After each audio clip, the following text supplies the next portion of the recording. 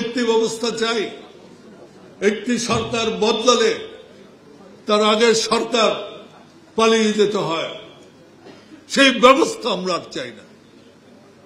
একটি সরকার পরিবর্তন হলে তার আগের সরকারের যে রাজনৈতিক দল থাকে তাদের উপর অত্যাচার করা হয়, সেই ব্যবস্থা আমরা আর চাই না।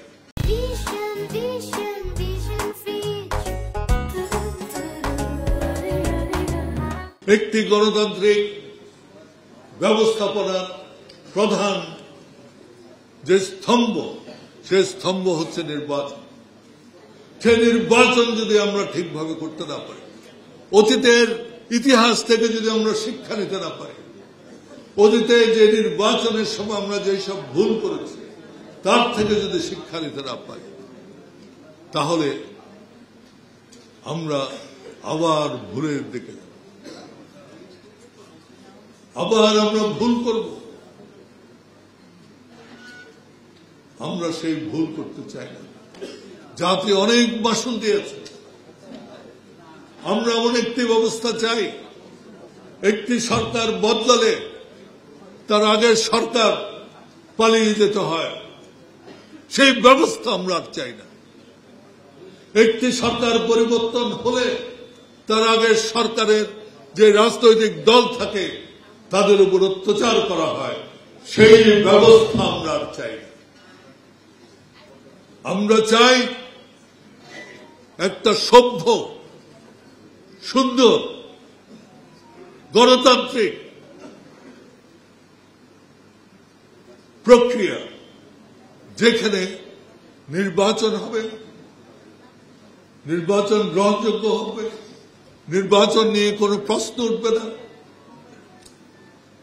এবং ক্ষমতা হস্তান্তর সুন্দরভাবে হবে। রাজনৈতিক দলগুলোর মধ্যে সম্প্রীতি থাকবে। আমরা ধর্মীয় সম্প্রীতির কথা বলি, প্রত্যেক পার্টির একটা দাবি থাকে কি, যে ধর্মীয় সম্প্রীতি। অথচ আমরা রাজনৈতিক দল যারা এটা সৃষ্টি করার দায়িত্বে আছে, তাদের মধ্যে কোনো সম্প্রীতি নেই। এক দল আরেক দলের বিরুদ্ধে বিষোদ্গার করছে। আজকে এই জুলাই আন্দোলনের পরে আমরা কি দেখছি, যে প্রধান দলগুলো আছে তারা একজনে আরেকজনের অতীত নিয়ে কথা বলছে।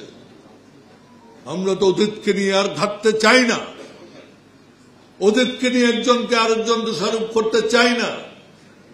আমরা চাই ভবিষ্যৎ নিয়ে। বলুন ভবিষ্যতে কি করবে, বলুন কিভাবে কর্মসংস্থান বাড়াবে, কিভাবে আমরা আইন শৃঙ্খলা ঠিক করব, কিভাবে আমরা বৈষম্যহীন সমাজ ব্যবস্থা করব। আজকে সেই কথা না বলে আমরা বলছি আপনি ৭১ কি করেছেন, আরেকজন বলছেন আপনারা কি করেছেন।